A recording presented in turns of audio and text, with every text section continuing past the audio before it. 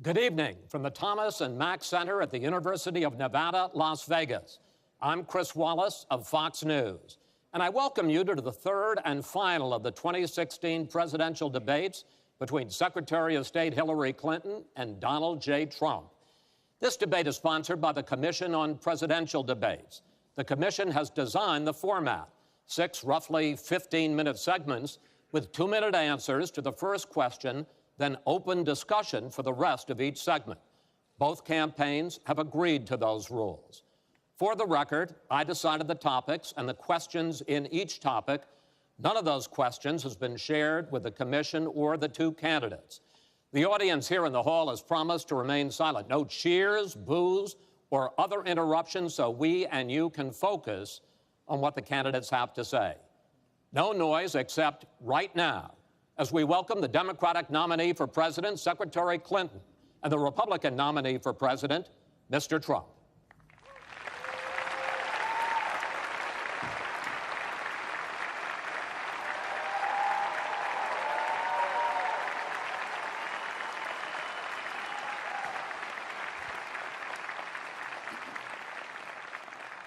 Secretary Clinton, Mr. Trump, welcome. Let's get right to it. The first topic is the Supreme Court.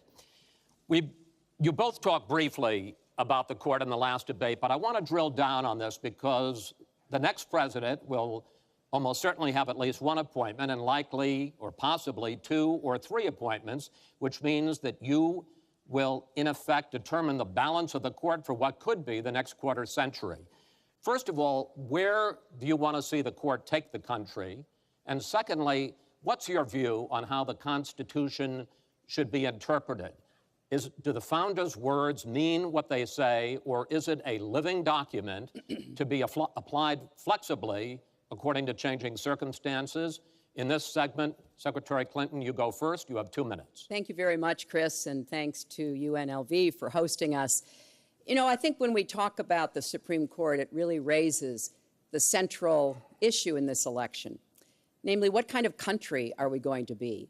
What kind of opportunities will we provide for our citizens? What kind of rights will Americans have? And I feel strongly that the Supreme Court needs to stand on the side of the American people, not on the side of the powerful corporations and the wealthy. For me, that means that we need a Supreme Court that will stand up on behalf of women's rights, on behalf of the rights of the LGBT community, that will stand up and say no to Citizens United, a decision that has undermined the election system in our country because of the way it permits dark, unaccountable money to come into our electoral system. I have major disagreements with my opponent about these issues and others that will be before the Supreme Court.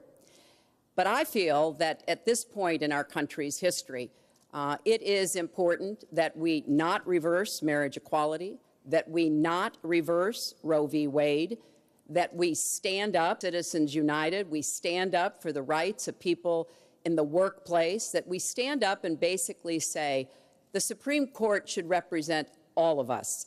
That's how I see the court, and the kind of people that I would be looking to nominate to the court would be in the great tradition of standing up to the powerful, standing up on behalf of our rights as Americans. And I look forward to having that opportunity. I would hope that the Senate would do its job and confirm the nominee that President Obama has sent to them. That's the way the Constitution fundamentally should operate. The president nominates, and then the Senate advises and consents or not, but they go forward with the process. Secretary Clinton, thank you. Mr. Trump, same question. Where do you want to see the court take the country, and how do you believe the Constitution should be interpreted? Well, first of all, it's great to be with you, and thank you, everybody. The Supreme Court, it's what it's all about. Our country is it's just so imperative that we have the right justices. Something happened recently where Justice Ginsburg made some very, very inappropriate statements toward me and toward a tremendous number of people, many, many millions of people that I represent. And she was forced to apologize, and apologize she did. But these were statements that should never, ever have been made. We need a Supreme Court that, in my opinion, is going to uphold the Second Amendment and all amendments, but the Second Amendment, which is under absolute siege. I believe if my opponent should win this race, which I truly don't think will happen, we will have a Second Amendment which will be a very, very small replica of what it is right now. But I feel that it's absolutely important that we uphold because of the fact that it is under such trauma. I feel that the justices that I am going to appoint, and I've named 20 of them, the justices that I'm going to appoint will be pro-life. They will have a conservative bent. They will be protecting the Second Amendment. They are great scholars in all cases, and they're people of tremendous respect. They will interpret the Constitution the way the founders wanted it interpreted, and I believe that's very, very important. I don't think we should have justices appointed that decide what they want to hear. It's all about the Constitution and so important, the Constitution the way it was meant to be. And those are the people that I will appoint. Mr. Trump, thank you. We now have about 10 minutes for an open discussion. I want to focus on two issues that, in fact, by the justices that you name, could end up changing the existing law of the land. First is one that you mentioned, Mr. Trump, and that is guns. Secretary Clinton, you said last year, and let me quote, "The Supreme Court is wrong on the Second Amendment." And now, in fact, in the 2008 Heller case, the court ruled that there is a constitutional right to bear arms, but a right that is reasonably limited. Those were the words of the judge, Antonin Scalia, who wrote the decision. What's wrong with that? Well, first of all, I support the Second Amendment. I lived in Arkansas for 18 wonderful years. I represented upstate New York. I understand and respect the tradition of gun ownership. It goes back to the founding of our country. But I also believe that there can be and must be reasonable regulation. Because I support the Second Amendment doesn't mean that I want people who shouldn't have guns to be able to threaten you, kill you or members of your family. And so when I think about what we need to do, we have 33,000 people a year who die from guns. I think we need comprehensive background checks, need to close the online loophole, close the gun show loophole. There's other matters that I think are sensible, that are the kind of reforms that would make a difference, that are not in any way conflicting with the Second Amendment. You mentioned the Heller decision, and what I was saying that you referenced, Chris, was that I disagreed with the way the court applied the Second Amendment in that case, because what the District of Columbia was trying to do was to protect toddlers from guns. And so they wanted people with guns to safely store them. And the court didn't accept that reasonable regulation, but they've accepted many. I see no conflict between saving people's lives and defending the Second Amendment. Let me bring Mr. Trump in here. The Bipartisan Open Debate Coalition got millions of votes on questions to ask here, and this was, in fact, one of the top questions that they got. How will you ensure the Second Amendment is protected? You just heard Secretary Clinton's answer. Does she persuade you that while you may disagree on regulation, that in fact she supports a Second Amendment right to bear arms? Well, the D.C. versus Heller decision was very strongly, and she was extremely angry about it. I watched. I mean, she was very, very angry when upheld. And Justice Scalia was so involved, and it was a well-crafted decision. But Hillary was extremely upset, extremely angry, and people that believe in the Second Amendment and believe in it very strongly were very upset with what she had to say. Well, let me bring in Secretary Clinton. Were you extremely upset? Well, I was upset because, unfortunately, dozens of toddlers injure themselves, even kill people with guns, because, unfortunately, not everyone who has loaded guns in their homes takes appropriate precautions. But there's no doubt that I respect the Second Amendment, that I also believe there's an individual right to bear arms. That is not in conflict with sensible, common sense regulation. And You know, look, I understand that Donald's been strongly supported by the NRA. The gun lobby's on his side. They're running millions of dollars of ads against me. And I regret that, because what I would like to see is for people to come together and say, of course, we're going to protect and defend the Second Amendment, but we're going to do it in a way that tries to save some of these 33,000 lives that we lose every year. Let me bring Mr. Trump back into that, because, in fact, you oppose any limits on assault weapons, any limits on high-capacity magazines. You support a national right-to-carry law. Why, sir? Well, let me just tell you, before we go any further, in Chicago, which has the toughest gun laws in the United States, probably you could say by far, they have more gun violence than any other city. So we have the toughest laws, and you have tremendous gun violence. I am a very strong supporter of the Second Amendment, and I don't know if Hillary was saying it in a sarcastic manner, but I'm very proud to have the endorsement of the NRA, and it's the earliest endorsement they've ever given to anybody who ran for president. So I'm very honored by all of that. We are going to appoint justices. This is the best way to help the Second Amendment. We are going to appoint justices that will feel very strongly about the Second Amendment, that will not do damage to the Second Amendment. Well, let's pick up on another issue which divides you and the justices that whoever ends up winning this election appoints could have a dramatic effect there, and that's the issue of abortion.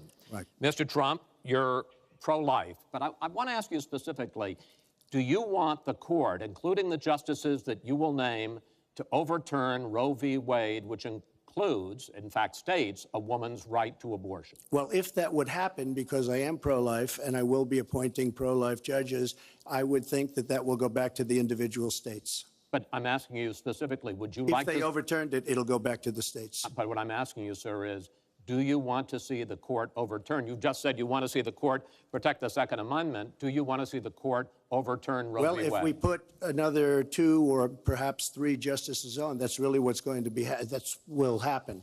And that'll happen automatically, in my opinion, because I am putting pro-life justices on the court.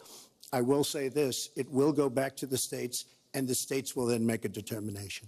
Secretary Clinton. Well, I strongly support Roe v. Wade, which guarantees a constitutional right to a woman to make the most intimate, most difficult, in many cases, decisions about her health care that one can imagine.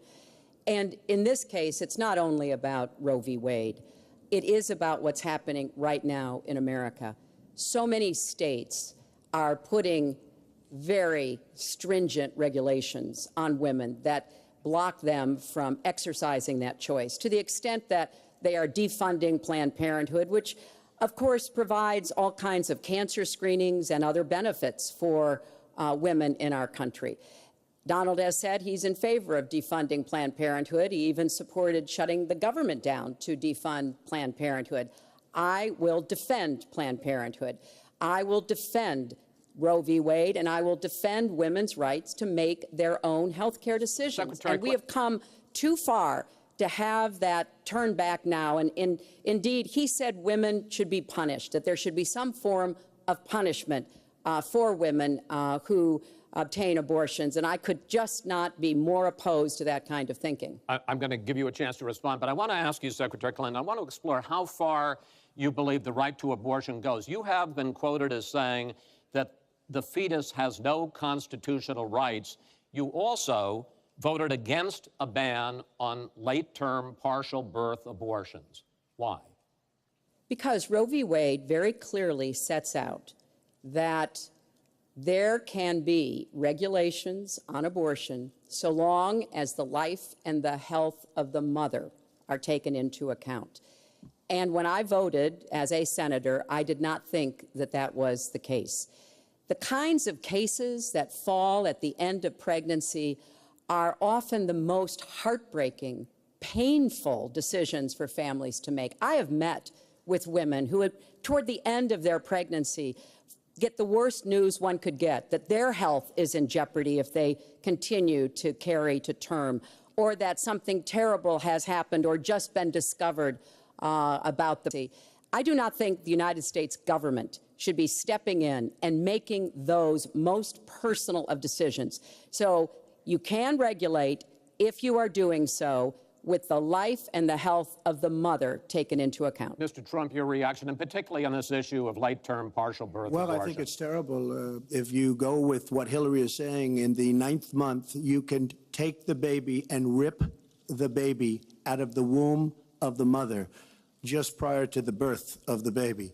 Now, you can say that that's okay, and Hillary can say that that's okay, but it's not okay with me. Because based on what she's saying and based on where she's going and where she's been, you can take the baby and baby out of the womb in the 9th month on the final day.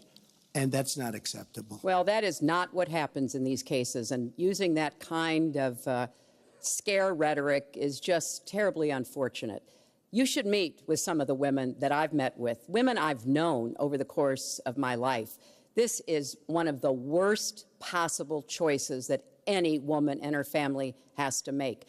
And I do not believe the government should be making it. You know, I've had the great honor of traveling across the world on behalf of our country. I've been to countries where governments either forced women to have abortions like they used to do in China, or forced women to bear children like they used to do in Romania. And I can tell you the government has no business in the decisions that women make with their families in accordance with their faith, with medical advice, and I will stand up for that right. All right. But just briefly, I want to move on to another honestly, segment. Nobody has business doing what I just said, doing that as late as 1 or 2 or 3 or 4 days prior to birth. Nobody has that. All right. Let's move on to the subject of immigration. And there is almost no issue that separates the two of you more than the issue of immigration. Actually, there are a lot of issues that separate the two of you. Mr. Trump, you want to build a wall. Secretary Clinton, you have offered no specific plan for how you want to secure our southern border. Mr. Trump, you are calling for major deportations. Secretary Clinton, you say that within your first 100 days as president, you're going to offer a package that includes a pathway to citizenship. The question really is, why are you right and your opponent wrong? Mr. Trump, you go first in this segment. You have 2 minutes. Well, first of all, she wants to give amnesty, which is a disaster and very unfair to all of the people that are waiting in line for many, many years. We need strong borders. In the audience tonight, we have 4 mothers of, I mean, these are unbelievable people that I've gotten to know over a period of years whose children have been killed, brutally killed by people that came into the country illegally. You have thousands of mothers and fathers and relatives all over the country. They're coming in illegally. Drugs are pouring in through the border. We have no country if we have no border. Hillary wants to give amnesty. She wants to have open borders. The border secure, as you know, the Border Patrol agents, 16,500 plus ICE last week, endorsed me. First time they've ever endorsed a candidate.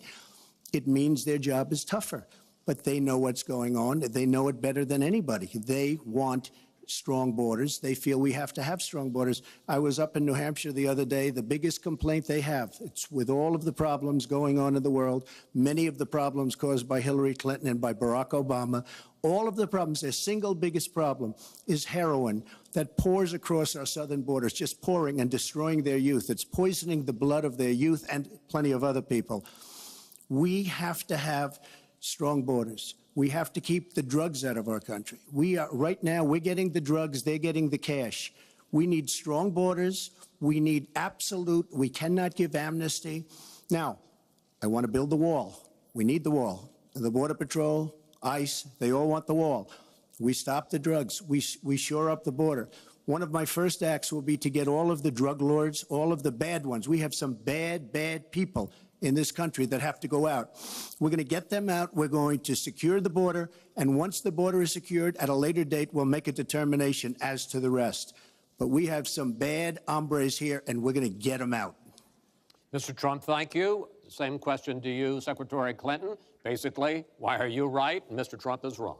Well, as he was talking, I was thinking about a young girl I met here in Las Vegas, Carla, who was very worried that her parents might be deported because she was born in this country, but they were not. They work hard. They do everything they can to give her a good life. And you're right. I don't want to rip families apart. I don't want to be sending parents away from children. I don't want to see the deportation force that Donald has talked about in action in our country. We have 11 million undocumented people. They have 4 million American citizen children, 15 million people. He said as recently as a few weeks ago in Phoenix that every undocumented person would be subject to deportation. Now, here's what that means.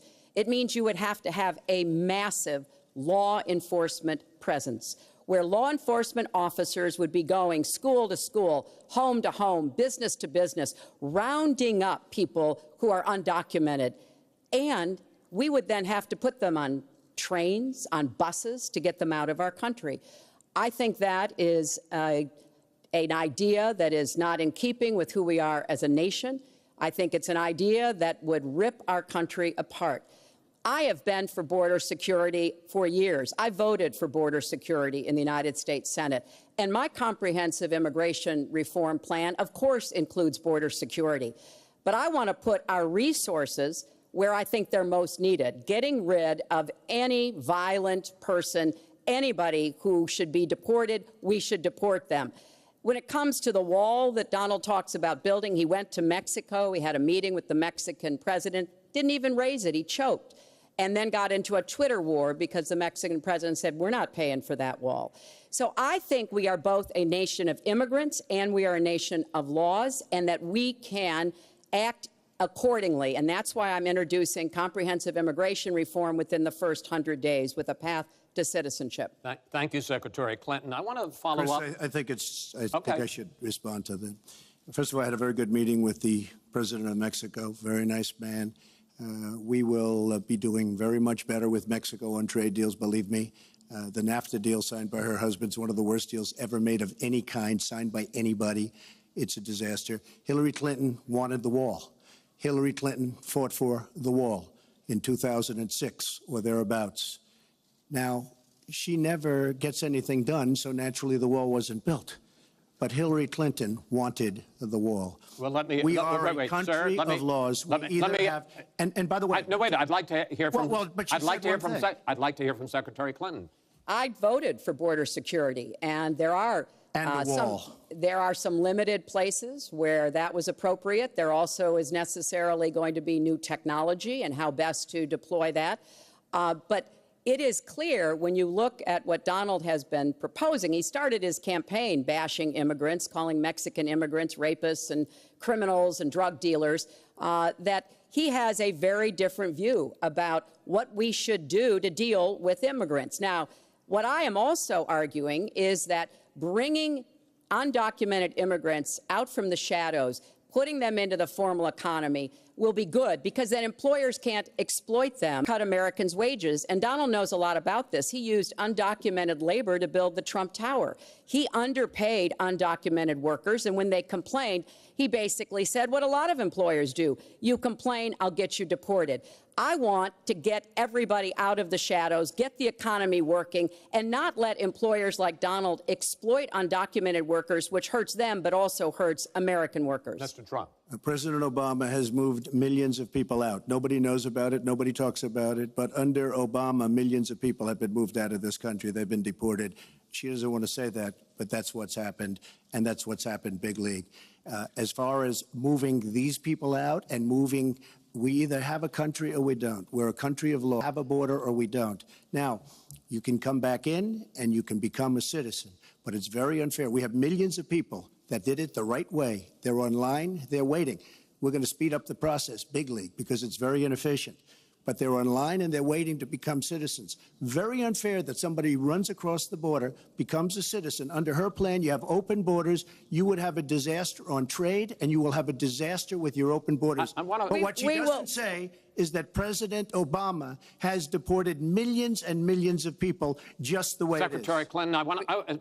We will not have open borders. Well, let me that is a rank mischaracterization. Secretary Clinton. We will have secure borders, but we will also have reform. And this used to be a bipartisan issue. Ronald Reagan was the last president to sign immigration reform, and George W. Bush supported it as well. Secretary Clinton, I want to clear up your position on this issue, because in a speech you gave to a Brazilian bank for which you were paid $225,000, we've learned from the WikiLeaks that you said this, and I want to quote, "My dream is a hemispheric common market with open trade and open borders." So that's the question.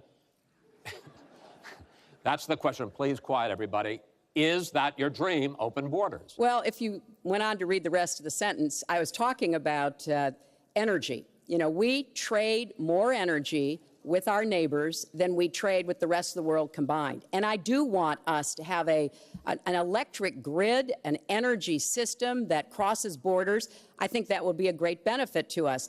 But you are very clearly quoting from WikiLeaks, and what's really important about WikiLeaks is that the Russian government has engaged in espionage against Americans. They have hacked American websites, American accounts of private people, of institutions. Then they have given that information to WikiLeaks for the purpose of putting it on the internet. This has come from the highest levels of the Russian government, clearly from Putin himself, in an effort, as 17 of our intelligence agencies have confirmed, to influence our election. So I actually think the most important question of this evening, Chris, is finally, will Donald Trump admit and condemn that the Russians are doing this and make it clear that he will not have the help of Putin in this election, that he rejects Russian espionage against Americans, which he actually encouraged in the past. Those are the questions we need answered. We've never had anything like this happen in any of our elections before. That was a great pivot off the fact that she wants open borders, okay?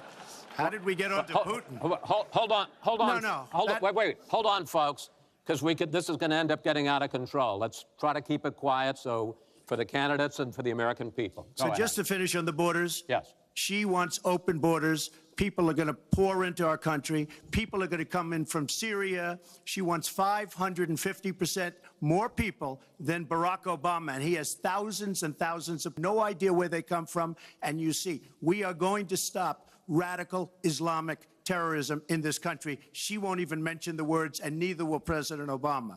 So I just want to tell you, she wants open borders. Now we can talk about Putin. I don't know Putin. He said nice things about me. If we got along well, that would be good. If Russia and the United States got along well and went after ISIS, that would be good. He has no respect for her. He has no respect for our president. And I'll tell you what, we're in very serious trouble because we have a country with tremendous numbers of nuclear warheads, 1,800, by the way, where they expanded and we didn't. 1,800 nuclear warheads. And she's playing chicken. Look, Putin, from everything I see, has no respect for this person. Well, that's because he'd rather have a puppet as president of the United States. No puppet. And it's pretty clear. You're the puppet. It's pretty clear you won't admit that the puppet. Russians have engaged in cyber attacks against the United States of America, that you encouraged espionage against our people, that you are willing to spout the Putin line, sign up for his wish list, break up NATO, do whatever he wants to do, and that you continue to get help from him because he has a very clear favorite in this race. So I think that this is such an unprecedented situation. We've never had a foreign government trying to interfere in our election. We have 17 intelligence agencies, civilian and military, who have all concluded that these espionage attacks, these cyber attacks, come from the highest levels of the Kremlin, and they are designed to influence our election. I find that deeply disturbing, and I think it's time. She has no idea whether it's Russia, China, or anybody else. I am not quoting myself. No idea. I am quoting Hillary, you have no idea. 17 do you doubt 17 our military has and no civilian idea. agencies? Well, yeah, he'd rather believe Vladimir Putin than the military and civilian intelligence professionals who are sworn to protect us. I find that just absolutely She doesn't like Putin because Putin has outsmarted her at every step of the way. Excuse me. Putin has outsmarted her in Syria. He's outsmarted her every step of the way. I do get to ask some questions. Yes, that's And I would fine. like to ask you this direct question. The top national security officials of this country do believe that Russia has been behind these hacks. Even if you don't know for sure whether they are, do you condemn any interference by Russia in the American election? By Russia or anybody else. You condemn their interference? Of course I condemn. Of course I can. I don't know Putin. I have no idea. I'm asking I you, never met Putin. This is not my best friend. But if the United States got along with Russia, wouldn't be so bad. Let me tell you, Putin has outsmarted her and Obama at every single step of the way, whether it's Syria, no, you name it, missiles. Take a look at the startup that they signed. The Russians have said, according to many, many reports, I can't believe they allowed us to do this. They create warheads and we can't. The Russians can't believe it. She has been outsmarted by Putin, and all you have to do is look at the Middle East. They've taken over. We've spent $6 trillion. They've taken over the Middle East. She has been outsmarted and outplayed worse than anybody I've ever seen in any government whatsoever. We're a long way away from immigration, but I'm going to let you finish this topic. You got about 45 seconds. Yeah, and she always will be. I find it ironic that he's raising nuclear weapons. This is a person who has been very cavalier, even casual, about the use of nuclear weapons. He's advocated more countries getting them, Japan, Korea, even Saudi Arabia. He's said, well, if we have them, why don't we use them, which I think is terrifying.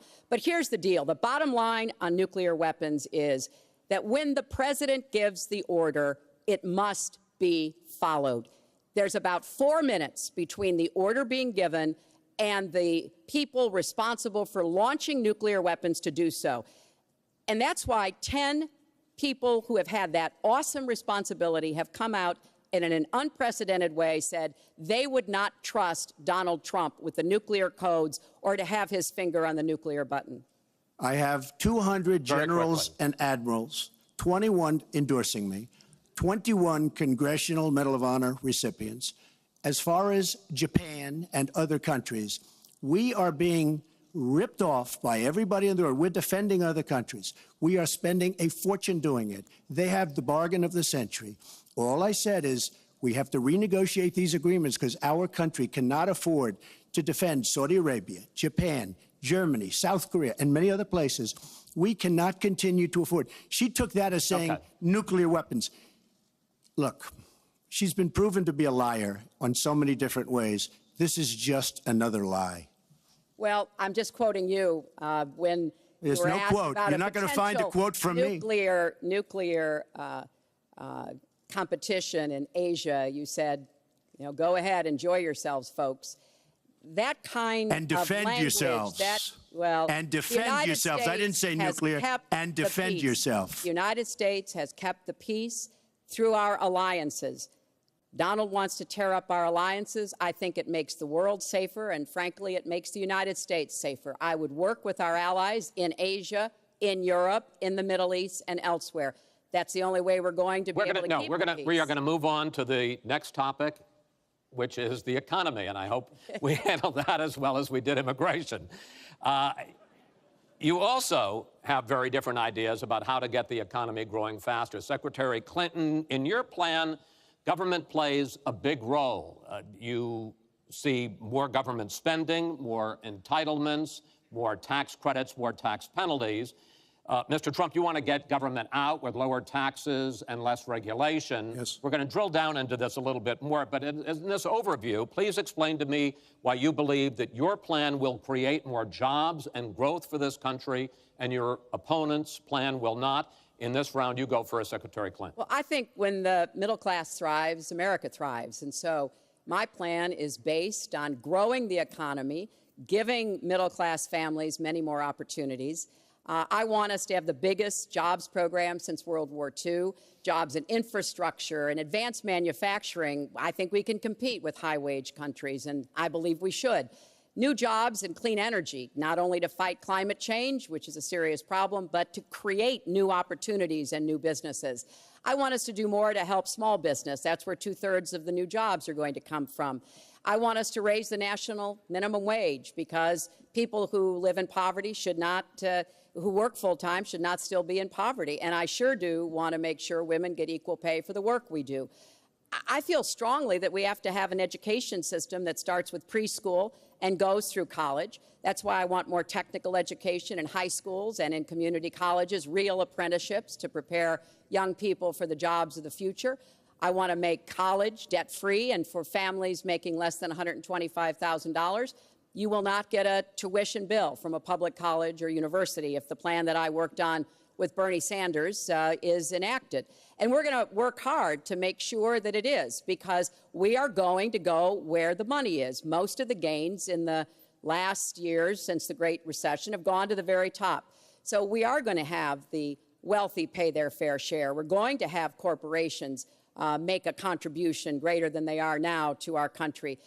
That is a plan that has been analyzed by independent experts, which said that it could produce 10 million new jobs. By contrast, Donald's plan has been analyzed to conclude it might lose 3.5 million jobs. Why? Because his whole plan is to cut taxes, to give the biggest tax breaks ever to the wealthy and to corporations, adding $20 trillion to our debt and causing the kind of dislocation that we have seen before, because it truly will be trickle-down economics on steroids. So the plan I have, I think, will actually produce greater opportunities. The plan he has will cost us jobs and possibly lead to another Great Recession. Secretary, thank you. Mr. Trump, why will your plan create more jobs and growth than Secretary Clinton? Well, first of all, before I start on my plan, her plan is going to raise taxes and even double your taxes. Her tax plan is a disaster.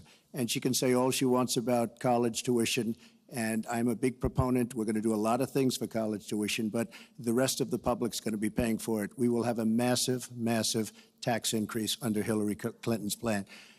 But I'd like to start off where we left, because when I said Japan and Germany, and I'm not to single them out, but South Korea, these are very rich, powerful countries.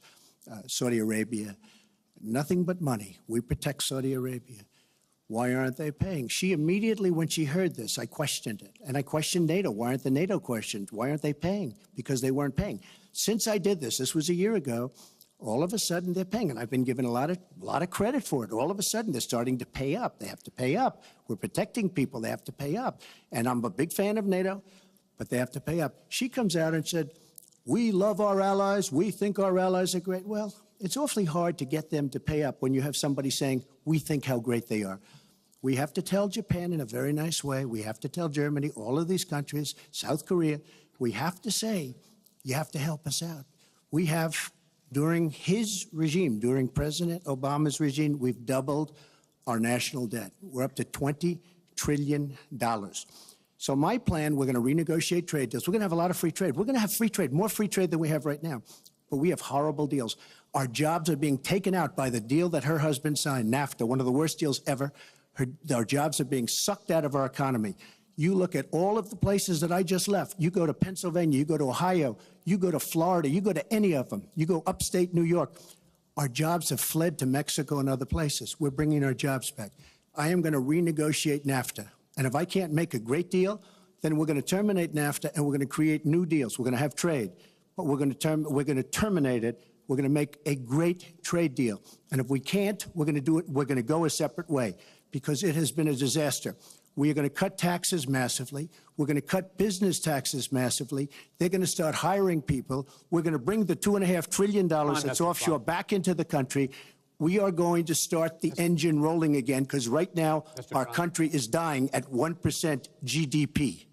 Well, let me translate that if I can, Chris, because you can't. The fact is he's going to advocate for the largest tax cuts we've ever seen, 3 times more than the tax cuts under the Bush administration. I have said repeatedly throughout this campaign, I will not raise taxes on anyone making $250,000 or less. I also will not add a penny to the debt. I have costed out what I'm going to do. He will, through his massive tax cuts, add $20 trillion to the debt. Well, he mentioned the debt. We know how to get control of the debt. When my husband was president, we went from a $300 billion deficit to a $200 billion surplus, and we were actually on the path to eliminating the national debt. When President Obama came into office, he inherited the worst economic disaster since the Great Depression. He has cut the deficit by 2/3. So, yes, one of the ways you go after the debt, one of the ways you create jobs is by investing in people. So I do have investments in new jobs investments in education, skill training, and the opportunities for people to get ahead and stay ahead. That's the kind of approach that will work. Cutting taxes on the wealthy, we've tried that. It has not worked the way that it has been promised. Secretary Clinton, I want to pursue your plan because in many ways it is similar to the Obama stimulus plan in 2009, which has led to the slowest GDP growth since 1949. Correct. Thank you, sir. You told me in July when we spoke that the problem is that President Obama didn't get to do enough in what he was trying to do with this stimulus. So is your plan basically even more of the Obama stimulus? Well, it's a combination, Chris. And let me say that when you inherit the level of economic catastrophe that President Obama inherited, it was a real touch-and-go situation. I was in the Senate before I became Secretary of State. I've never seen people as physically distraught as the Bush administration team was because of what was happening to the economy. I personally believe that the steps that President Obama took saved the economy. He doesn't get the credit he deserves for taking some very hard positions. But it was a terrible recession. So now we've dug ourselves out of it. We're standing, but we're not yet running. So what I am proposing is that we invest from the middle out and the ground up, not the top down. That is not going to work. That's why what I have put forward doesn't add a penny to the debt, but it is the kind of approach that will enable more people to take those new jobs, higher paying jobs. We're beginning to see some increased incomes, and we certainly have had a long string of increasing jobs. We've got to do more to get the whole economy moving, and that's what I believe I will be able to do. Mr. Trump, even conservative economists who have looked at your plan say that the numbers don't add up, that your idea, and you've talked about 25 million jobs created, 4% over a 10-year period growth, is unrealistic. And they say, you talk a lot about growing the energy industry, they say with oil prices as low as they are right now, that's unrealistic as well. Your response? So I just left some high representatives of India. They're growing at 8%. China is growing at 7%, and that for them is a catastrophically low number. We are growing. Our last report came out, and it's right around the 1% level, and I think it's going down. Last week, as you know, at the end of last week, they came out with an anemic jobs report, a terrible jobs report. In fact, I said, is that the last jobs report before the election? Because if it is, I should win easily. It was so bad. The report was so bad. Look, our country is stagnant. We've lost our jobs. We've lost our businesses. We're not making things anymore, relatively speaking. Our product is pouring in from China, pouring in from Vietnam, pouring in from all over the world. I've visited so many communities. This has been such an incredible education for me, Chris.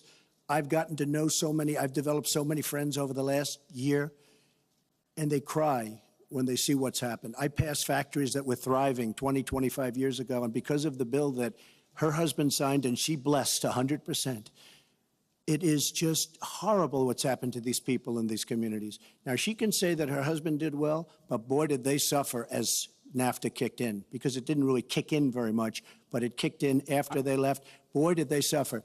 That was one of the worst things that's ever been signed by our country. Now she wants to sign Trans-Pacific Partnership, and she wants it. She lied when she said she didn't call it the gold standard in one of the debates. She totally lied. She did call it the gold standard, and they actually fact-checked, and they said I was right. I was so honored. I want to give you a chance to briefly speak to that, and then I want to pivot to 1/6 of the economy, which is Obamacare. But go ahead, briefly. First, let me say, number one, when I saw the final agreement for TPP, I said I was against it. It didn't meet my tests. I've had the same tests. Does it create jobs, raise incomes, and further our national security? I'm against it now. I'll be against it after the election. I'll be against it when I'm president. There's only one of us on this stage who's actually shipped jobs to Mexico, because that's Donald. He's shipped jobs to 12 countries, including Mexico. But he mentioned China. And, you know, one of the biggest problems we have with China is the illegal dumping of steel and aluminum into our markets. I have fought against that as a senator. I've stood up against it as Secretary of State. Donald has bought Chinese steel and aluminum. In fact, the Trump hotel right here in Las Vegas was made with Chinese steel. So he goes around with crocodile tears about how terrible it is, but he has given jobs to Chinese steel workers, not American steel workers. Mr. Trump? That's the kind of approach that is just not going to work. We're going to pull the country together. We're going to have trade agreements that we enforce. That's why I'm going to have a trade prosecutor for the first time in history. And we're going to enforce those agreements. And we're going to look for businesses to help us by buying American products. I ask a simple question. She's been doing this for 30 years. Why the hell didn't you do it over the last 15, 20 years? You were very much involved. Excuse me, my turn. You were very much involved in every aspect of this country, very much. And you do have experience. I'd say the one thing you have over me is experience, but it's bad experience because what you've done has turned out badly. For 30 years, you've been in a position to help. And if you say that I use steel or I use something else, I make it impossible for me to do that. I wouldn't mind. The problem is you talk, but you don't get anything done, Hillary. You don't. Just like when you ran the State Department, $6 billion was missing. How do you miss $6 billion? You ran the State Department. $6 billion was either stolen, they don't know. It's gone. $6 billion. If you become president, this country is going to be in some mess, believe me. Well, first of all, what he just said about the State Department is not only untrue, it's been debunked numerous times. But I think it's really an important issue. He raised the 30 years of experience. So let me just talk briefly about that. You know, back in the 1970s, I worked for the Children's Defense Fund, and I was taking on discrimination against African-American kids in schools. He was getting sued by the Justice Department for racial discrimination in his apartment buildings. In the 1980s, I was working to reform the schools in Arkansas. He was borrowing $14 million from his father to start his businesses. In the 1990s, I went to Beijing, and I said women's rights are human rights. He insulted a former Miss Universe, Alicia Machado, called her an eating machine. And on the day when I was in the Situation Room, monitoring the raid that brought Osama bin Laden to justice, he was hosting the Celebrity Apprentice. So I'm happy to compare my 30 years of experience, what I've done for this country, trying to help in every way I could, especially kids and families, get ahead and stay ahead, with your 30 years, and I'll let the American people make that decision. Well, I think I did a much better job. I built a massive company, a great company, some of the greatest assets anywhere in the world. Worth many, many billions of dollars. I started with a $1 million loan. I agree with that. It's a $1 million loan, but I built a phenomenal company. And if we could run our country the way I've run my company, we would have a country that you would be so proud of. You would even be proud of it.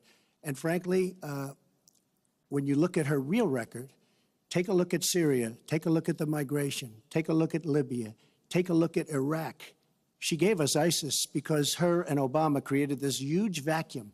And a small group came out of that huge vacuum because we should have never been in Iraq, but once we were there, we should have never got out the way they wanted to get out. She gave us ISIS as sure as you are sitting there. And what happened is now ISIS is in 32 countries. And now I listen how she's going to get rid of ISIS. She's going to get rid of nobody. All right, we are going to get to foreign hotspots in a few moments, but the next segment is fitness to be president of the United States. Mr. Trump, at the last debate, you said your talk about grabbing women was just that, talk, and that you'd never actually done it. And since then, as we all know, 9 women have come forward and said that you either groped them or kissed without their consent. Why would so many different women from so many different circumstances over so many different years, why would they all in this last couple of weeks make up, you deny this, why would they all make up these stories? And since this is a question for both of you, Secretary Clinton, Mr. Trump says what your husband did and that you defended was even worse. Mr. Trump, you go first. Well, first of all, those stories have been largely debunked. Those people, I don't know those people. I have a feeling how they came. I believe it was her campaign that did it. Just like if you look at what came out today on the clips, where I was wondering what happened with my rally in Chicago and other rallies where we had such violence. She's the one in Obama that caused the violence. They hired people, they paid them $1,500, and they're on tape saying, be violent, cause fights, do bad things. I would say the only way, because those stories are all totally false, I have to say that. And I didn't even apologize to my wife, who's sitting right here, because I didn't do anything. I didn't know any of these women. I didn't see these women. These women, the woman on the plane, the woman, I think they want either fame or her campaign did it. And I think it's her campaign, because when I saw what they did, which is a criminal act, by the way, where they're telling people to go out and start fistfights and start violence. And I'll tell you what, in particular in Chicago, people were hurt and people could have been killed in that riot. And that was now all on tape, started by her. I believe, Chris, that she got these people to step forward. If it wasn't, they get their 10 minutes of fame. But they were all totally, it was all fiction. It was lies and it was fiction. Well, Secretary Clinton. At the last debate, we heard Donald talking about what he did to women. And after that, a number of women have come forward saying that's exactly what he did to them. Now, what was his response? Well, he held a number of big rallies where he said that he could not possibly have done those things to those women because they were not attractive enough for I did not them say to be that. assaulted. I did not say that. In fact, he went on to say... Her 2 minutes, sir, her 2 minutes. But did not say that. It's her 2 minutes. He went on to say, look at her. I don't think so. About another woman, he said, that wouldn't be my first choice. He attacked the woman reporter writing the story, called her disgusting, as he has called a number of women during this campaign. You know, Donald thinks belittling women makes him bigger. He goes after their dignity, their self-worth, and I don't think there is a woman anywhere who doesn't know what that feels like. So we now know what Donald thinks and what he says and how he acts toward women. That's who Donald is. I think it's really up to all of us to demonstrate who we are and who our country is, and to stand up and be very clear about what we expect from our next president, how we want to bring our country together, where we don't want to have the kind of pitting of people one against the other, where instead we celebrate our diversity, we lift people up, and we make our country even greater. America is great because America is good. And it really is up to all of us to make that true now and in the future, and particularly for our children and our grandchildren. Mr. Trump. Nobody has more respect for women than I do. Nobody. Nobody has more respect. Please, everybody. And frankly, those stories have been largely debunked. And I really want to just talk about something slightly different. She mentions this, which is all fiction, all fictionalized, probably or possibly started by her and her very sleazy campaign. But I will tell you, what isn't fictionalized are her emails, where she destroyed 33,000 emails criminally, after getting a subpoena from the United States Congress. What happened to the FBI? I don't know. We have a great general, four-star general, today, you read it in all the papers, going to potentially serve 5 years in jail for lying to the FBI. One lie. She's lied hundreds of times to the people, to Congress, and to the FBI. He's going to probably go to jail. This is a four-star general. And she gets away with it, and she can run for the presidency of the United States.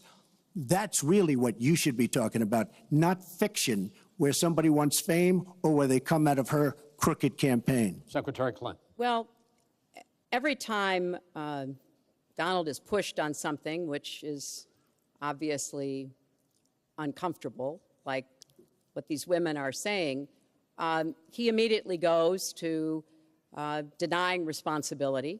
And it's not just about women. He never apologizes or says he's sorry for anything. So we know what he has said and what he's done to women.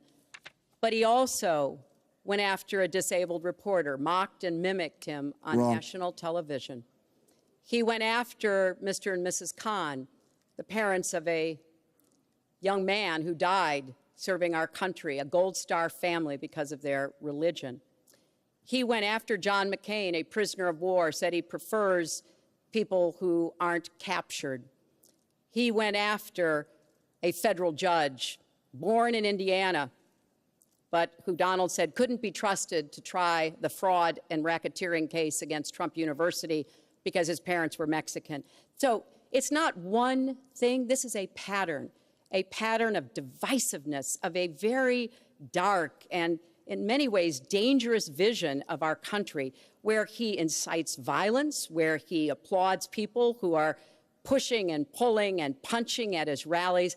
That is not who America is. And I hope that as we move in the last weeks of this campaign, more and more people will understand what's at stake in this election. It really does come down to what kind of country we are going to have. So sad when she talks about violence at my rallies, and she caused the violence. It's on tape.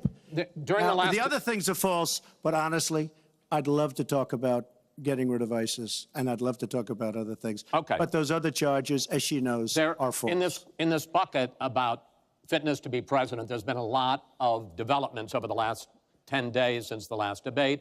I'd like to ask you about them. These are questions that the American people have. Secretary Clinton, during your 2009 Senate confirmation hearing, you promised to avoid even the appearance of a conflict of interest with your dealing with the Clinton Foundation while you were Secretary of State. But emails show that donors got special access to you. Those seeking grants for Haiti relief were considered separately from non-donors, and some of those donors got government contracts, taxpayer money.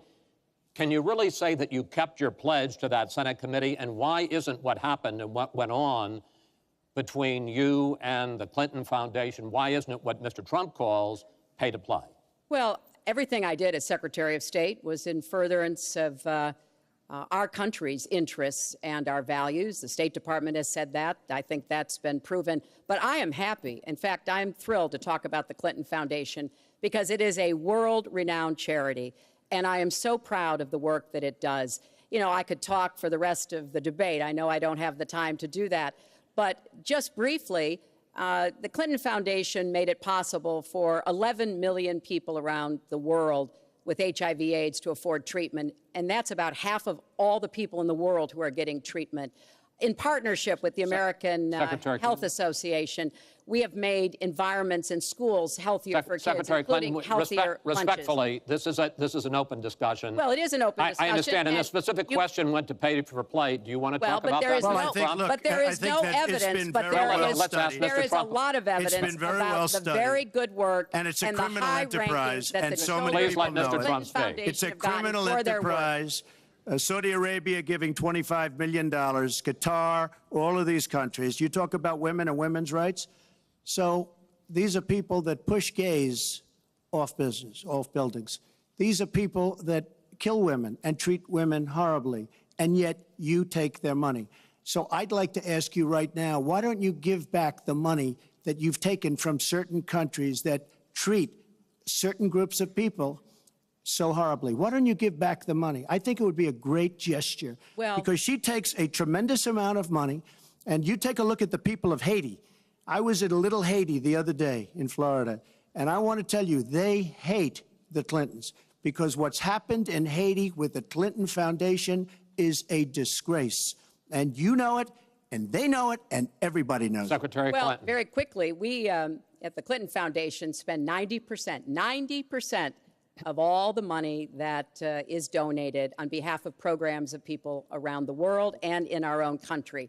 I'm very proud of that. We have the highest rating from the watchdogs that follow foundations. And I'd be happy to compare what we do with the Trump Foundation, which took money from other people and bought a 6-foot portrait of Donald.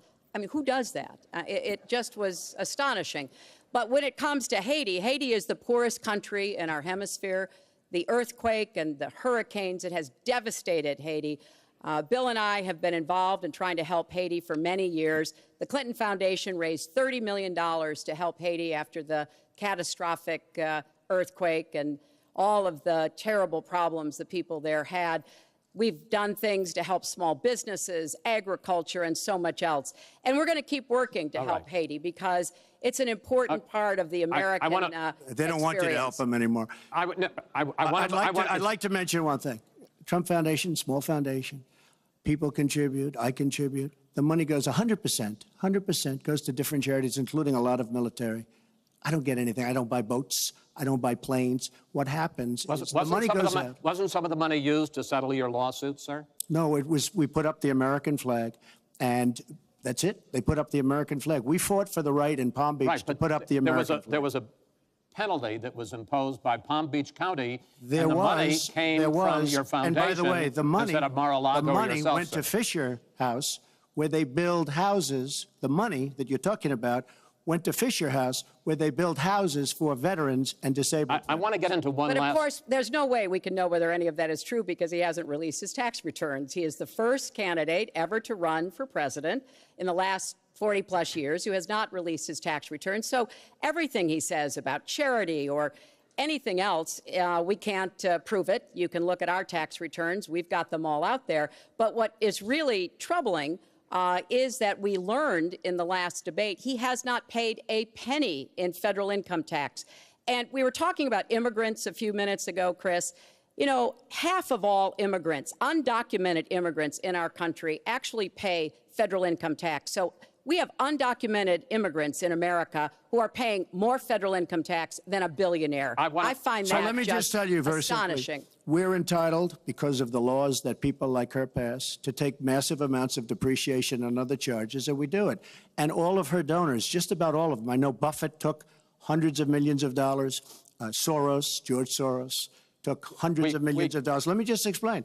All of her donors, most of her donors have done the same thing as I do. Okay. Well, and you know what you should have done? Folks, we heard and you know, Hillary, what you should have done? You should have changed the law when you were a United States Senator. If you don't like it. Because your donors and your special interests are doing the same thing as I do, except even more so. Well, you should have changed the law, but you won't change the law because you take in so much money. I mean, I sat in my apartment today on a very beautiful hotel down the street, known as Trump. Made with Chinese steel. But I will tell you, I sat there watching ad after ad after ad, false ad, all paid for by your friends on Wall Street that gave so much money because they know you're going to protect them. And frankly, you should have changed the laws. If you don't like what I did, you should have changed the laws. Mr. Trump, I want to ask you about one last question in this topic. You have been warning at rallies recently that this election is rigged and that Hillary Clinton is in the process of trying to steal it from you.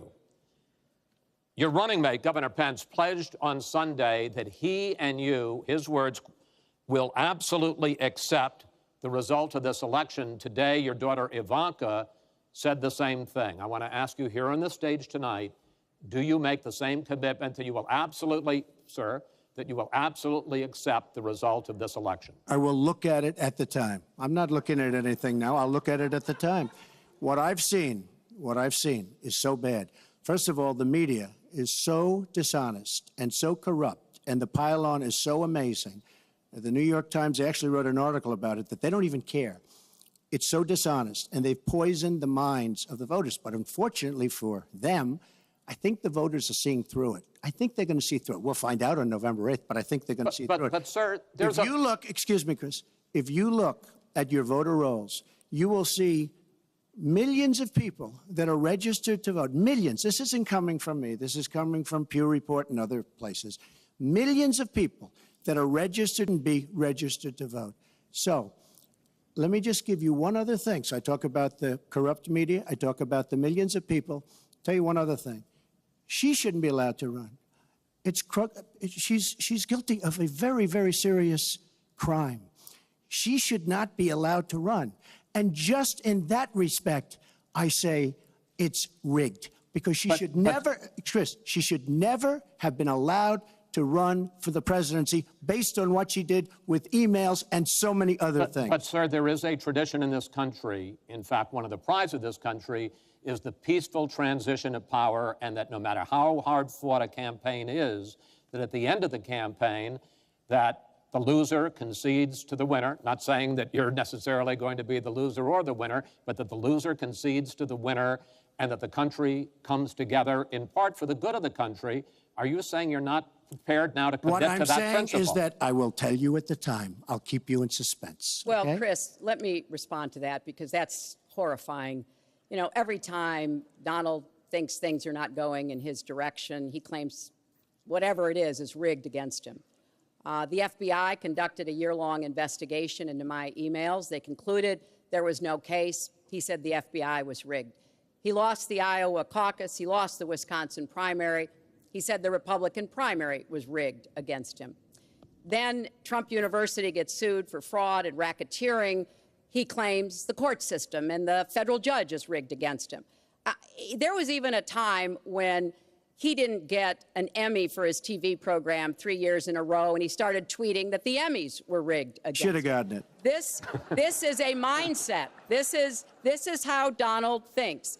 And it's funny, but it's also really troubling. Okay. Now, that is not the way our democracy works. We've been around for 240 years. We've had free and fair elections. We've accepted the outcomes when we may not have liked them.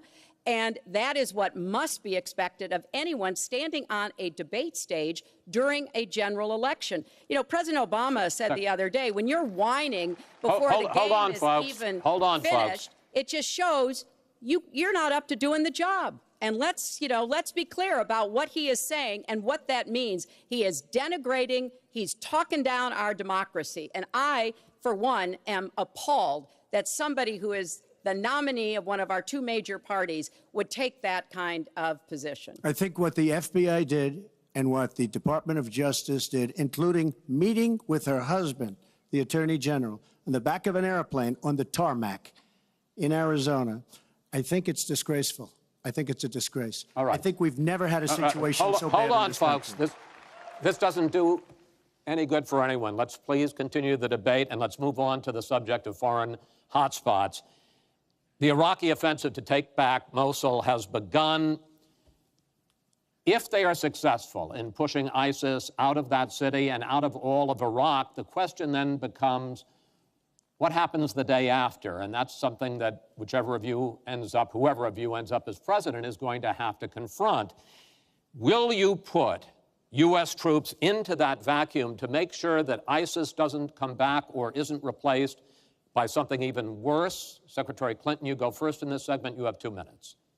Well, I am encouraged that there is an effort led by the Iraqi army, supported by Kurdish forces, and also given the help and advice from the number of special forces and other Americans on the ground. But I will not support putting American soldiers into Iraq as an occupying force. I don't think that is in our interests, and I don't think that would be smart to do. In fact, Chris, I think that would be a big red flag waving for ISIS to reconstitute itself.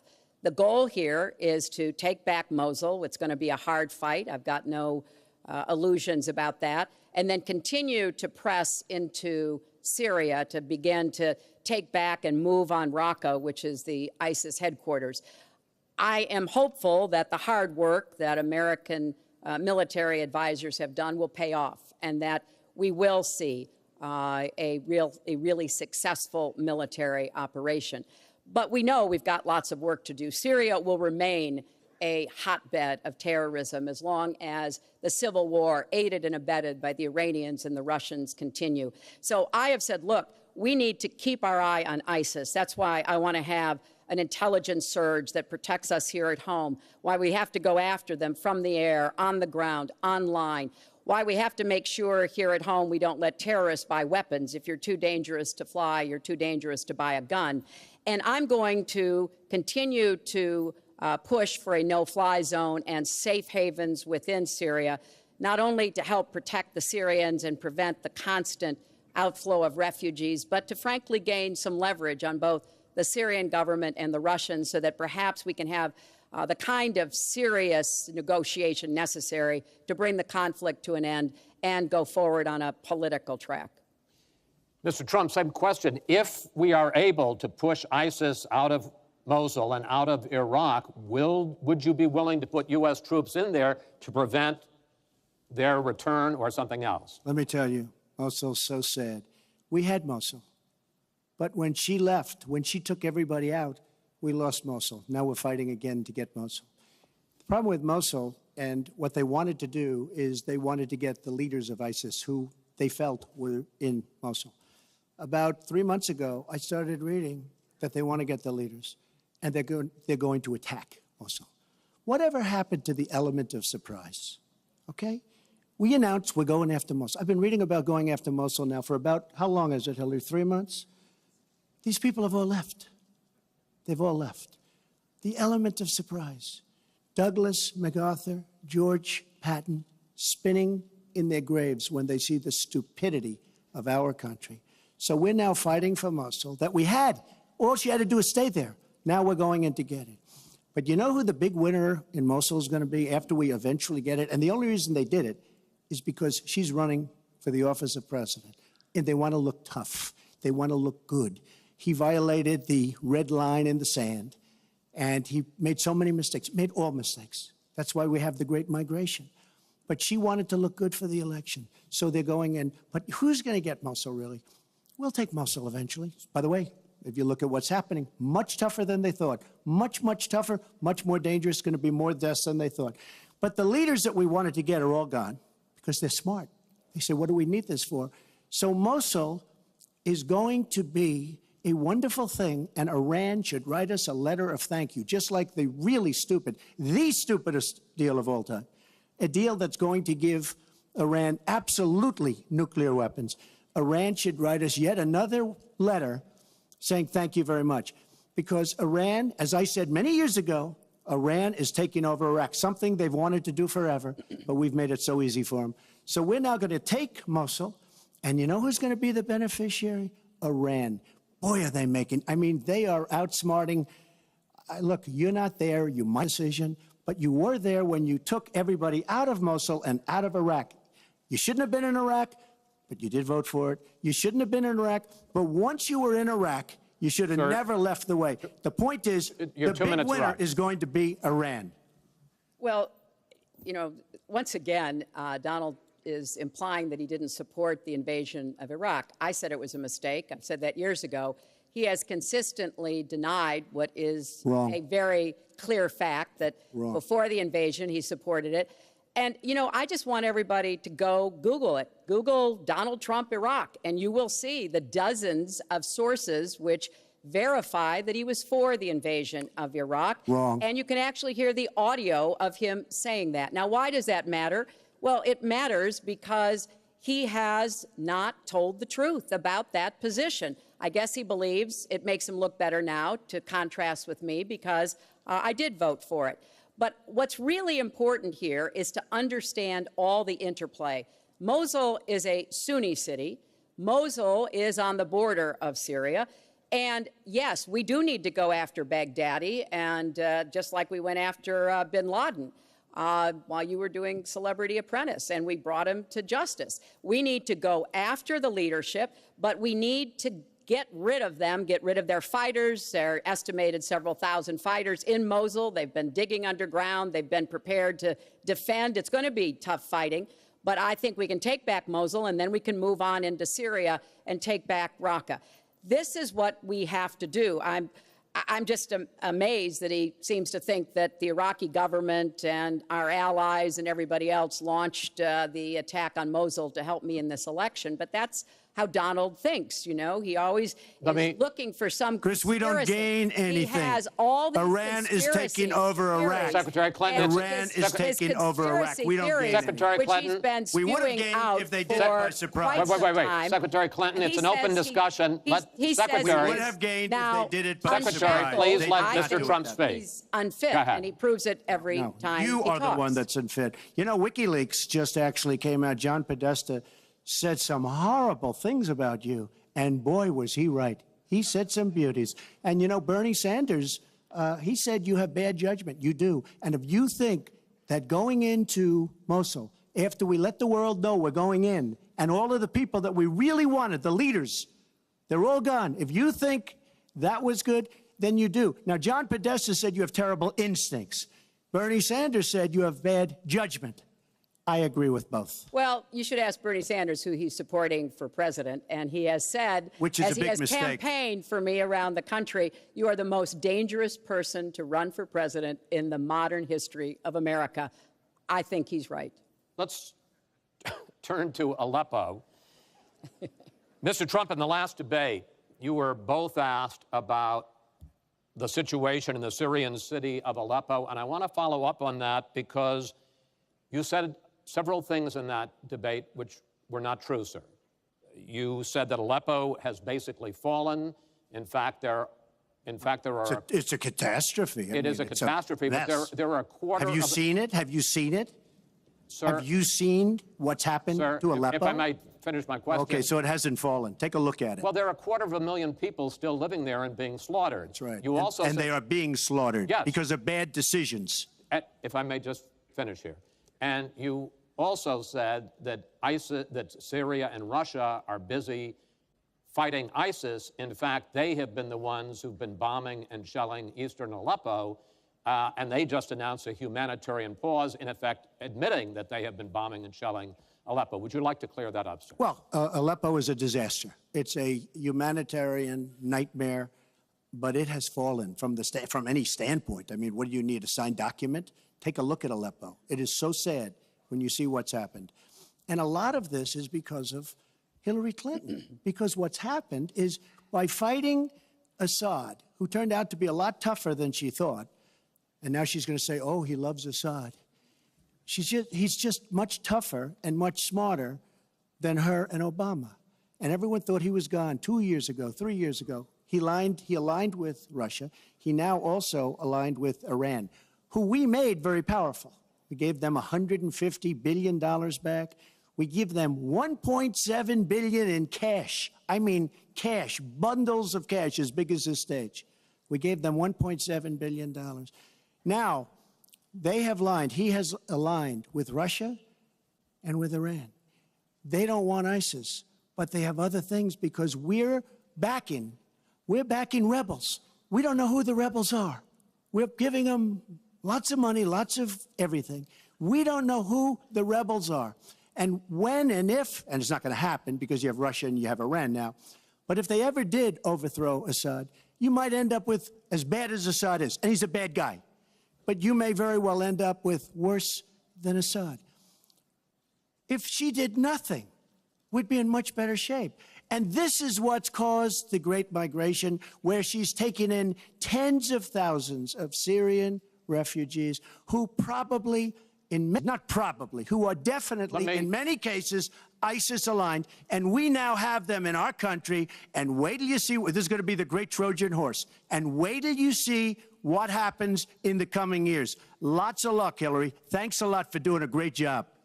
Secretary Clinton, you have talked about, and in the last debate and again today, that you would impose a no-fly zone to try to protect the people of Aleppo and to stop the killing there. President Obama has refused to do that because he fears it's going to draw us closer or deeper into the conflict. And General Joseph Dunford, the chairman of the Joint Chiefs of Staff, says, you impose a no-fly zone, chances are you're going to get into a war, his words, with Syria and Russia. So the question I have is, if you impose a no-fly zone, first of all, how do you respond to their concerns? Secondly, if you impose a no-fly zone and a Russian plane violates that, does President Clinton shoot that plane down? Well, Chris, first of all, I think a no-fly zone could save lives and could hasten the end of the conflict. I am well aware of the really legitimate concerns that you have expressed from both the president and the general. This would not be done just on the first day. This would take a lot of negotiation. It would also take making it clear to the Russians and the Syrians that our purpose here was to provide safe zones on the ground. We've had millions of people leave Syria, and those millions of people inside Syria who've been dislocated. So I think we could strike a deal and make it very clear to the Russians and the Syrians that this was something that we believed was in the best interests of the people on the ground in Syria. It would help us with our fight against ISIS. But I want to respond to what Donald said about refugees. He's made these claims repeatedly. I am not going to let anyone into this country who is not vetted, who we do not have confidence in, but I am not going to slam the door on women and children. That picture of that little 4-year-old boy in Aleppo with the blood coming down his face while he sat in an ambulance is haunting. And so we are going to do very careful, thorough vetting. That does not solve our internal challenges with ISIS and our need to stop radicalization, to work with American Muslim communities who are on the front lines to identify and prevent attacks. In fact, the killer of the dozens of people at the nightclub in Orlando, the Pulse nightclub, was born in Queens, the same place Donald was born. So let's be clear about what the threat is and how we are best going to be able to meet it. And yes, some of that threat emanates from over in Syria and Iraq, and we've got to keep fighting, and I will defeat ISIS. And some of it is we have to up our game and be much smarter here Folks, at home. I want to get into our final segment. But I just have to, it's Real so quick. ridiculous she will defeat ISIS. We should have never let ISIS happen in the first place. And right now they're in 32 countries. Okay. You should have never. Wait 1 second. They had a ceasefire 3 weeks ago. A ceasefire, United States, Russia, Syria. And during the ceasefire, Russia took over vast swatches of land. And then they said, we don't want the ceasefire anymore. We are so outplayed on missiles, on ceasefires. They are outplayed. Now, she wasn't there. I assume she had nothing to do with it. But our country is so outplayed by Putin and Assad and, by the way, and by Iran. Nobody can believe how stupid our leadership is. Mr. Trump, Secretary Clinton, no, we need to move on to our final segment, and that is the national debt, which has not been discussed until tonight. Our national debt as a share of the economy, our GDP, is now 77%. That's the highest since just after World War II. But the Nonpartisan Committee for a Responsible Federal Budget says, Secretary Clinton, under your plan, debt would rise to 86% of GDP over the next 10 years. Mr. Trump, under your plan, they say it would rise to 105% of GDP over the next 10 years. Question is, why are both of you ignoring this problem? Mr. Trump, you go first. Well, I say they're wrong because I'm going to create tremendous jobs. And we're bringing GDP from really 1%, which is what it is now. And if she got in, it'll be less than 0. But we're bringing it from 1% up to 4%. And I actually think we can go higher than 4%. I think you can go to 5 or 6%. And if we do, you don't have to bother asking your question because we have a tremendous machine. We will have created a tremendous economic machine once again. To do that, we're taking back jobs. We're not going to let our companies be raided by other countries where we lose all our jobs. We don't make our product anymore. It's very sad. But I'm going to create the kind of a country that we were from the standpoint of industry. We used to be there. We've given it up. We've become very, very sloppy. We've had people that are political hacks making the biggest deals in the world, bigger than companies. You take these big companies, these trade deals are far bigger than these companies. And yet we don't use our great leaders, many of whom back me and many of whom back Hillary, I must say. But we don't use those people. Those are the people, these are the greatest negotiators in the world. We have the greatest business people in the world. We have to use them to negotiate our trade deals. We use political hacks. We use people that get the position because they made a campaign contribution.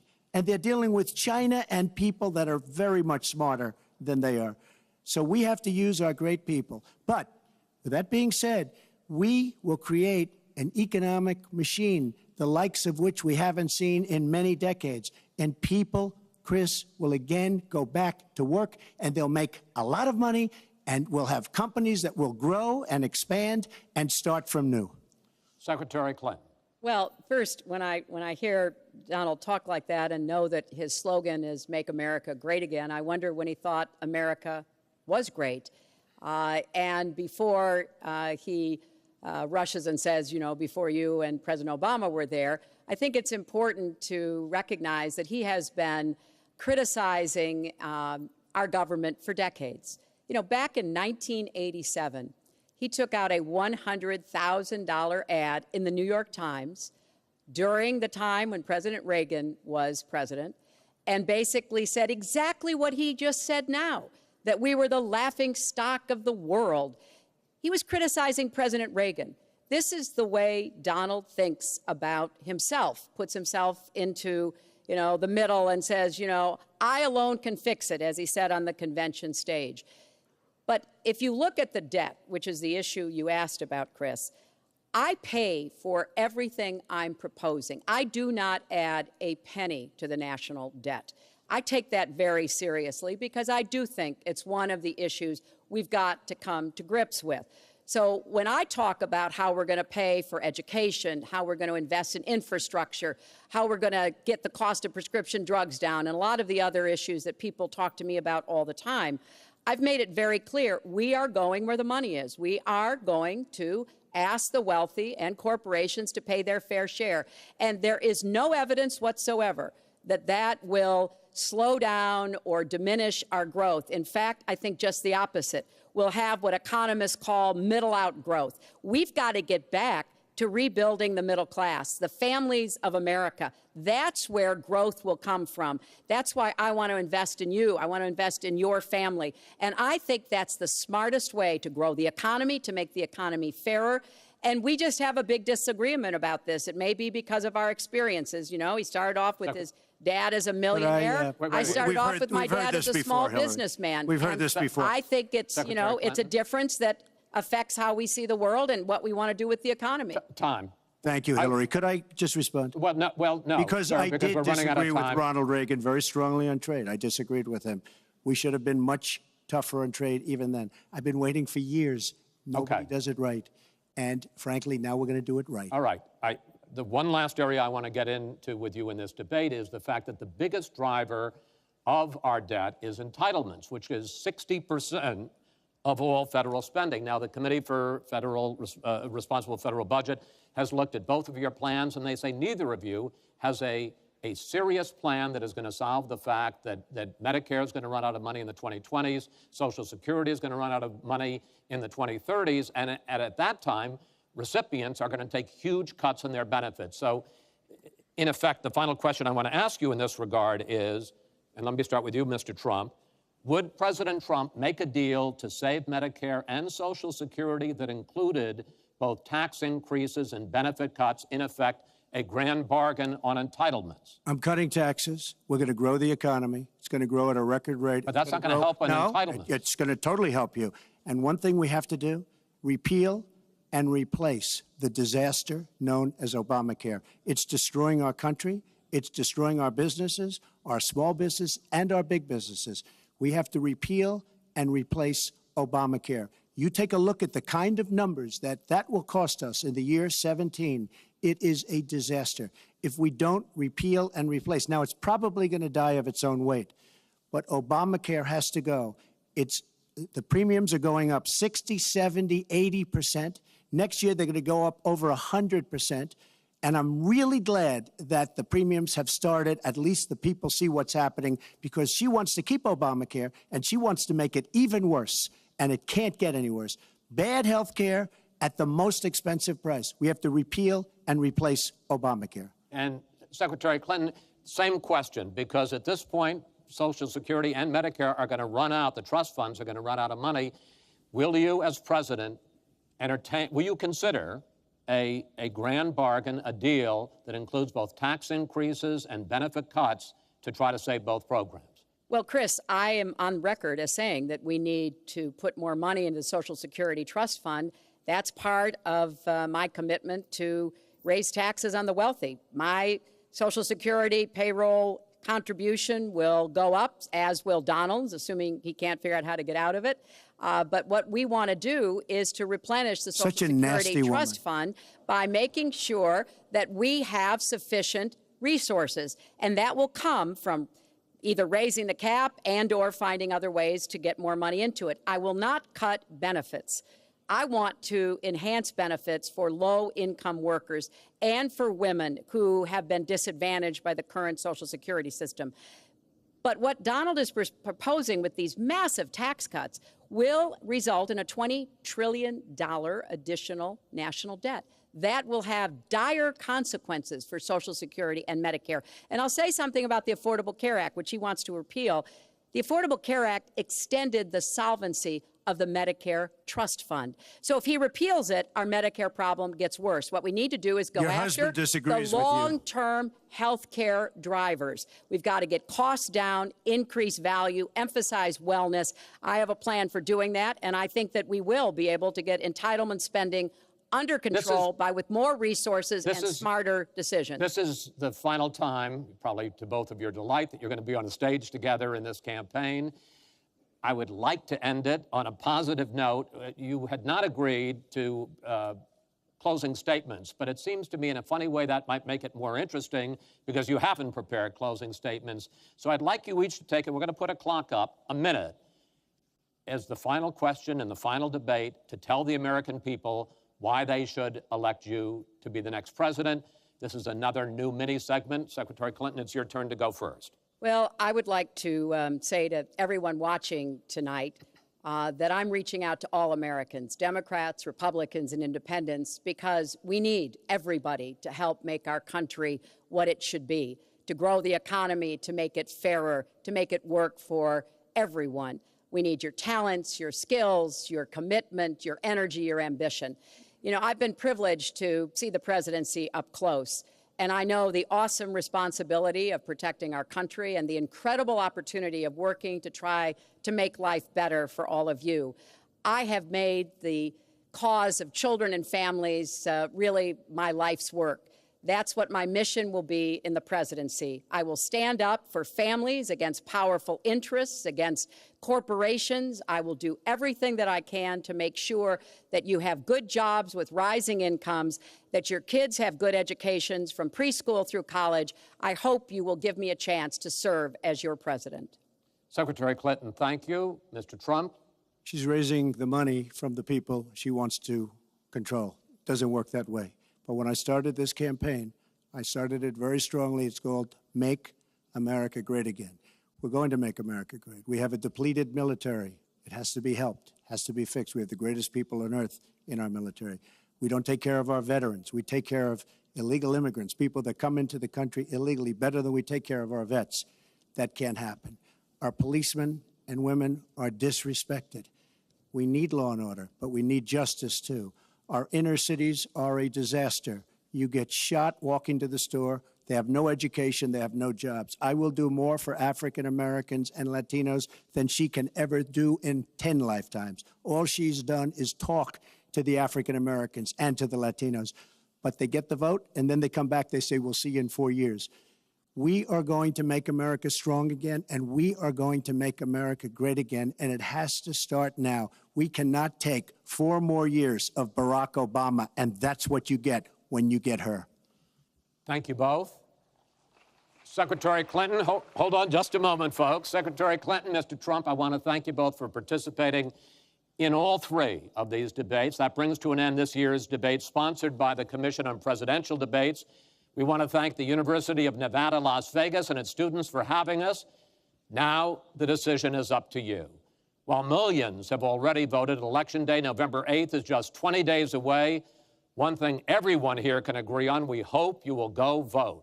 It is one of the honors and obligations of living in this great country. Thank you.